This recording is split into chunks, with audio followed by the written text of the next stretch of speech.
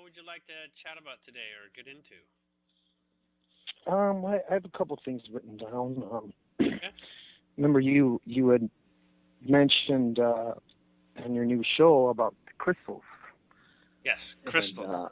I had I had a couple questions about that, like exactly what they need as far as like cleaning them or what they would want from us,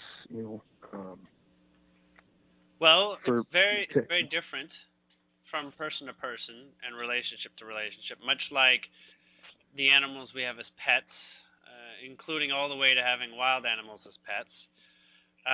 So it can get into the department of specific crystals of specific requests in the relationship. Does that make sense? okay, But there are some yes, general things. Um, so different crystals actually need to be cleaned at different times. They don't actually have to be cleaned, but the thing is that you're familiar with the concept of a computer where you have like a hard drive and where you've got like RAM, which is like really fast memory, and a hard drive is like really slow, long-term stored memory. mhm, Well, crystals have both of those almost exactly the same way computers do. The difference is that it's actually the same mechanism. It's like a wavelength that gets really tight and also gets really wide. If you look at the color spectrum and you see, you look at the wavelength, how it's really broad and then tightens. Like red is really broad okay, and then it tightens into a very small wavelength of blue. Um, so they basically store information along that wavelength as it suits the short term and the long term.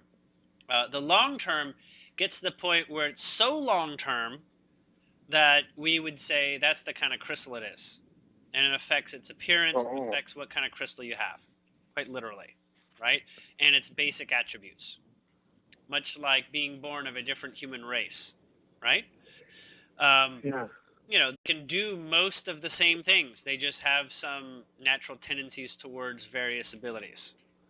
And these tendencies are very, helpful if you're working with those kinds of things because they tend to develop those talents. Okay. Um, Now, when you talk about crystals, you talk about crystals that you've acquired through purchase, or crystals that you've found yourself, or crystals that were given to you, because there are actually three different kinds of crystals in that way. um, all three. I mean, I've Okay. acquired some from buying and then found some, and yeah, so Okay. I have different varieties. Well, then on the general level, um, the reason for cleaning a crystal in water, and the ideal water is cold water, and even more ideal water is water that is touched by sunlight. So basically, clear water Hmm. outdoors. Okay? Distilled water is preferred, but not necessary. So, in fact, a natural mechanism that the druids used for when I'm being told this is from the King Arthur side of the experience. The druids would clear their crystals in bird ponds.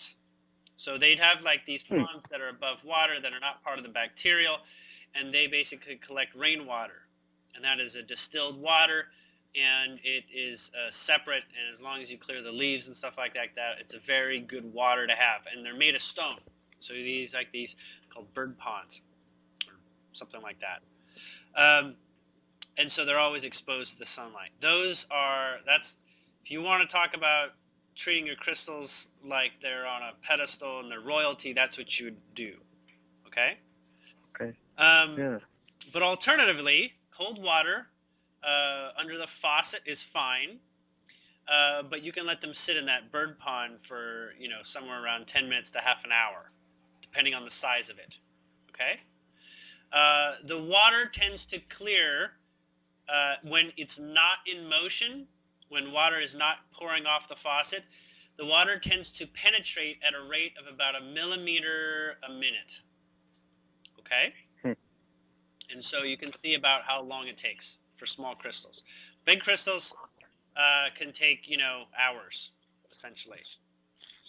Um, Now, when you have running water, it's about 5 or 6 times as fast. Okay?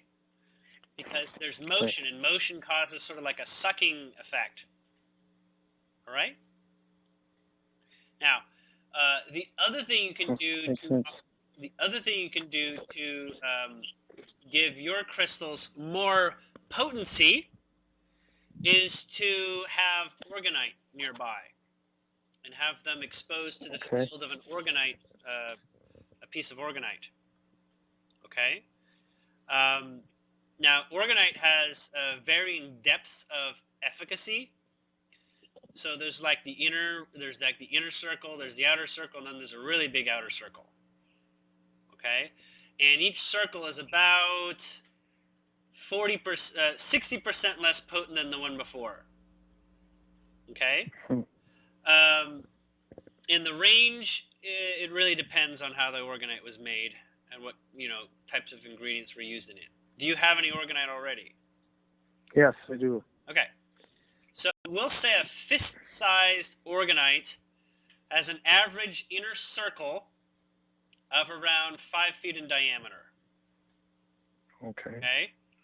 Up to, maybe up to 8, depending on the quality of the ingredients. So basically 5 to 8 in diameter. So that's 2.5 to 4 feet out from its center. Now, depending on its shape and depending on what's in it, the fields actually move in various ways. So it may have more of an oblong concentration, or it may have more of a disc concentration. It can have different forms of concentration. And so, well, it so happens I can identify those. My brother makes Orgonite, and I'm able to identify the fields and their strengths and exactly what he's getting out of them as he's experimenting making them. But anyhow, the outer gets to be somewhere in the margins of more like 15 or 20 feet in radius. So like, 30 to 40 feet in diameter. So that usually covers most rooms in a house. And the outer field goes out somewhere another 50 feet or 60 feet in each direction. So that's like another, 100 to 100 and, no, it's more than that. It's more like, including the inner circles, you're talking about 100 feet out. Well, 150 feet or 180 feet across, depending on the piece of Orgonite. Now this field is just, is it protection or just an energy? It's perpetual. Field. Oh, okay. Yes. It's perpetual, and depending on how it's made and what ingredients you have in it, it cycles the energy faster. Think of it as an air purifier, except it doesn't know too many obstacles that it doesn't pierce through. Like it pierces through wood as if it's not there. It pierces through organic matter like it's not there. Okay? And in fact, it's organic matter that tends to create the negative orgone energy, because the the organic matter is the organic matter of the higher consciousness, and the higher consciousness stirs orgone energy faster and works with orgone energy faster. So things that are not so organic, like steel and concrete and things like that, those tend to not get involved in the orgone energy. The other thing is that it's mostly free of magnetic effects. Okay, orgone energy is not affected by EMF. However, EMF does cause effects on organic consciousnesses that Orgonite can help with, if that makes sense. Yeah. So it's more like a fireman. It's not a preventative, right? Fireman, putting out a fire and cleaning up the place versus preventing EMFs from being EMFs. Now, if you have a lot of crystals in yours and a lot of metal that is directional, like wiring, put into coils and things like that, and depending on what sort of gems you might add to it, you can get orgone that basically clears that energy faster. It's more like a stronger purifier, right? Has more faster filtration process. well, not even, I won't even say filtration, fastest conversion process, where it converts into positive orgone energy. All right? As I look at it, when I'm looking at it, I identify the negative orgone energy as cloudy red colors. And the positive orgone energy goes out in straight lines that are blue. So I can clearly see, like, you know, the coming and going. And it actually moves. Like, I can actually watch it move through the air. It's a slow-moving movement. Depending on how... And sometimes when you've got, like, you know, things that are shaped in such a way to create sort of like a tornado sort of motion, you know, like a whirlpool motion, you can get a lot of speed in those sorts of arrangements. So you'll want to, if you're looking for high levels of conversion.